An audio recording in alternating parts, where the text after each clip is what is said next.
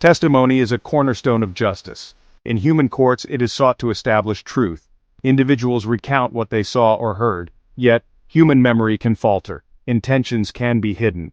Divine justice, however, is of a different order. It is perfect, absolute, and all-encompassing. God is the ultimate knower of the unseen. Before him, nothing remains concealed. The day of judgment is the day of ultimate disclosure. On this day, true testimony will prevail, ensuring that every soul receives its due with unparalleled precision. The quest for truth requires evidence. Actions performed in life need confirmation. In the divine presence, no falsehood can endure. Every soul must confront the reality of its deeds. The need for witnesses, therefore, remains paramount. These witnesses, however, are not external observers in the usual sense. They are intimately connected to us, an integral part of our own existence. The Quran presents this profound concept. It speaks of witnesses that arise from within the individual.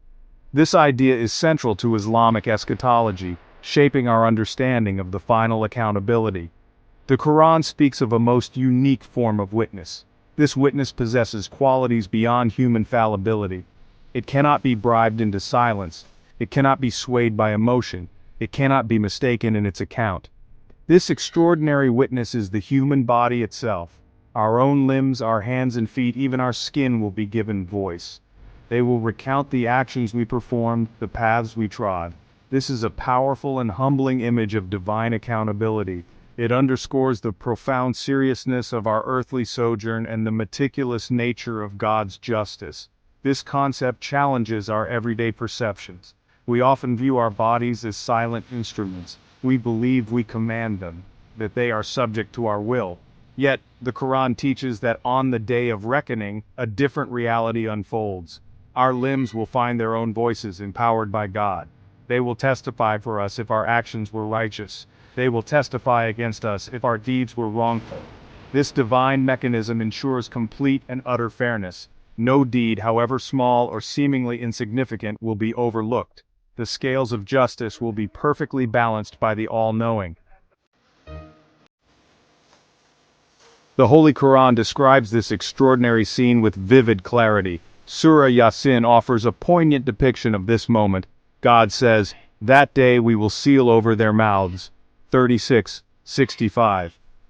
The familiar human voice, so often used for speech or denial, is silenced. Then, a new form of testimony begins. Their hands will speak to us, and their feet will testify to what they used to earn. 36:65. The very limbs that perform the actions become the narrators of their own story. This is a moment of profound reckoning, where the truth is laid bare through an undeniable source. Surah Fussilat provides further compelling details. It describes the fate of those who denied the truth, and on the day when the enemies of Allah are gathered to the fire, they will be driven onward, until when they reach it, their hearing and their sight and their skins will testify against them concerning what they used to do. 41:19-20. The senses, which were once our windows to the world, now become witnesses. Even the skin, the very boundary of the self, speaks out. This specific mention of the skin emphasizes the inescapable and comprehensive nature of this divine testimony. Every part of the being is involved in this final accounting. The individuals, astounded, will turn to their own bodies. They will question their skins in disbelief. "Why did you testify against us?" they will ask. 41:21. The response from their skins will be clear and direct. They will say, "Allah made us speak. He who has made everything speak, and He created you the first time, and to Him you are returned." 41:21. This divine empowerment of the body parts is absolute and undeniable.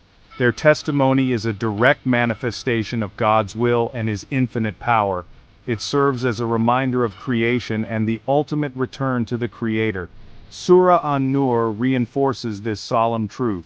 It speaks of a day of great consequence, on a day when their tongues, their hands, and their feet will testify against them as to what they used to do. 24:24. The consistency across these sacred verses is remarkable. It underscores the certainty and gravity of this event. The human body, in its entirety, becomes a living record.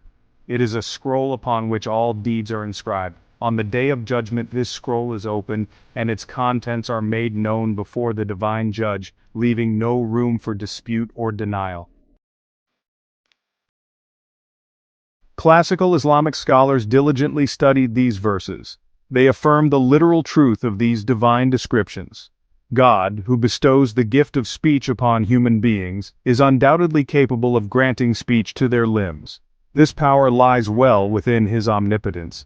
Esteemed commentators such as Al-Tabari and Ibn Kathir provided detailed exegesis. They emphasized God's absolute power to make even inanimate objects or parts of a living being articulate. This miraculous speech serves to perfect divine justice. No individual will be able to refute the clear evidence of their own actions. Mystical interpretations, particularly from the Sufi traditions, offer further layers of spiritual depth. Sufis often perceive the physical body as a temporary abode. It is a vessel that carries the soul through its earthly journey. Concurrently, the body acts as a faithful scribe. It meticulously records every experience, every intention, and every action. Each deed leaves an indelible imprint upon it. On the day of judgment, these imprints are unveiled. They become audible or manifest as the limbs reveal the intricate story of the soul's journey. This speech is the ultimate uncovering of hidden realities. Some mystics proposed alternative understandings of this speech. They suggested it might not necessarily be an auditory phenomenon. Instead, it could be a clear, undeniable manifestation of the actions. The very state or condition of the limbs might serve as their testimony. For instance, a hand that was used for theft might appear darkened or deformed. Its altered condition would eloquently speak of its past misdeeds. This interpretation directly links actions to their inescapable consequences. These consequences become visibly imprinted upon the body itself, for all to see. Sufi poets such as the revered Jalal al-Din Rumi often contemplated this profound reality. The body, in their view, is a silent companion throughout life's journey. It is an intimate witness that remembers all that transpires. Its final testimony, therefore, is a natural and inevitable outcome of this lifelong companionship. This perspective encourages a state of constant mindfulness, muraqabah. Every action not only shapes the soul but also inscribes itself upon the body's eternal record. Our limbs are in essence witnesses trained and conditioned by our own choices and habits. The theme of memory is profoundly central to this Quranic teaching. Our bodies are not merely flesh and bone. They are living archives of our entire existence. They store memories that extend far beyond our conscious recall. While modern science explores concepts like cellular memory, the Quran presents a spiritual parallel of immense significance. Every fiber of our being, every limb, every cell remembers. It faithfully holds a precise record of our moral choices, our intentions, and our actions. This divinely ordained memory is unerring, incorruptible, and perfectly complete. Embodiment is another key theme interwoven with bodily testimony. Human beings are not disembodied souls during their earthly lives. We are souls intrinsically connected to physical forms. Our actions are performed through our bodies. Our intentions find expression via our limbs. The body is thus inextricably linked to our deeds, both good and ill. Its testimony on the day of judgment is therefore profoundly personal and direct.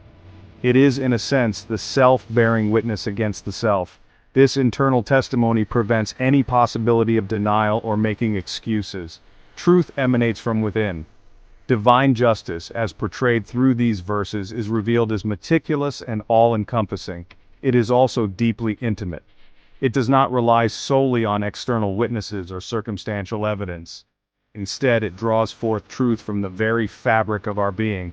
This intrinsic witnessing ensures absolute fairness and impartiality. It also powerfully emphasizes personal responsibility. We are the primary authors of our own life story. Our bodies serve as the sacred pages upon which this detailed record is indelibly written, awaiting its final reading before the Creator. These profound teachings carry significant implications for human conduct. They are a solemn call for constant awareness and self-reflection. Our limbs, our senses, our entire physical form are not just tools for worldly pursuits. They are potential witnesses in the court of divine justice.